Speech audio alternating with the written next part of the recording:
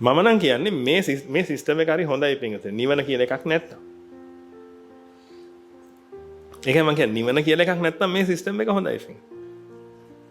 එයාල ඉන්නකම් වැඩ කරනවා වැඩ කළා ඊට පස්සේ එකෙන් කොටසක් ඉතුරු කරගෙන එකෙන් අන්තිම කාලේ ජීවත් වෙලා මැරලා යනවා. බොහොම හොඳයි. නිවන කියලා එකක් නැත්තම්.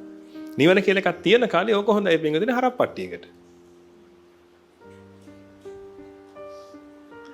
ඔබ කල්පනා කරපන් හරප්පට්ටිය මොකද කරන්න කියලා හරක පොඩි කාලේ ඉඳලා දැන් පොඩි කාලේ වුණා වහු පැටියට ඉතින් කන්න දීදී හදනවා.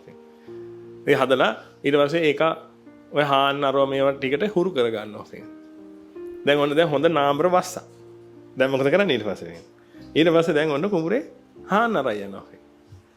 ඉතින් ඒක කන්න බොන ටික දෙනවා බලා ගන්නවා ඒ ටික කරනවා පින්වතුනි හානවා ඒක කරනවා. ඊට පස්සේ පින්වතුනි ඒක ලව්ව පැටවු ටිකකුත් හදනවා.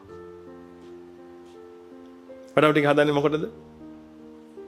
ඔබ ඔය හරක්ගේ අයිතිකාරයා නම් පැටව හදන්නේ මොකටද? මොකද ඔය රස්සාවම ආපහු කරපන්න. ඊට පස්සේ මොකද කරන්නේ? ඒ රස්සාවම කරන්න පුළුවන් පැටව ටිකකුත් හැදෙනවා අපි.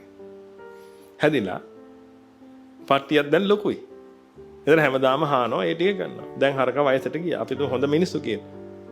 නරක මිනිස්සු නෝක මරලා දායි. මම හොඳ මිනිස්සු කියන. ඊට පස්සේ මොකද කරන්නේ? අර හරක හම්බ කරපු දීප කොටසක් තියෙනවනේ. ඒක නිසා ගෙදර දෙමහල්ලෝ කතා කරනවා පින්වතුනි. අපේ ඉතින් ඔය හරක ගොඩක් හම්බ කරලා දුන්නනේ අපිට. ඉතින් ඒකේ කොටසකින් අපි ඒකට කන්න බොන්න දීලා තියාගන්නවා. ඒක නිසා මොකද කරන්නේ? ඔය කොහේ හරි ගාලක බැඳලා තියෙනවා පින්වතුනි. කන්න බොන්න ටිකක් දානවා. ඔය ටික කොහොම වෙලා පින්වතුනි මැරලා යනවා. ඌත් කලේ කාලා බීලා වැඩ කළා වර්ගයා බෝ කරගෙන කටයුතු කරගෙන ගිහිල්ලා අන්තිමට මැරුණා. ඔබගේ ජීවිතේත් ওই ටිකම නම් කරන්න තියෙන්නේ. ඔබට හිතෙන්නේ නැද්ද අපරාධි මනුස්ස ජීවිතයක් හම්බුනේ කියලා?